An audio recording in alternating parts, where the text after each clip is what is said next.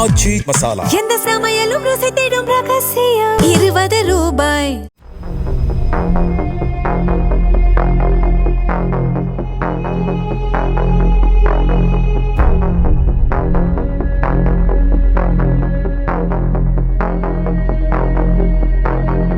கோவையில் போக்குவரத்து விதிகளை மீறி 17 வயதுடைய சிறுவர்கள் இருசக்கர வாகனங்களை அதிவேகமாக ஓட்டி சென்ற குற்றத்திற்காக 5 வாகனங்களை போலீசார் பறிமுதல் செய்தனர். மேலும் அவர்களது பெற்றோர் மீதும் போலீசார் வழக்கு பதிவு செய்தனர்.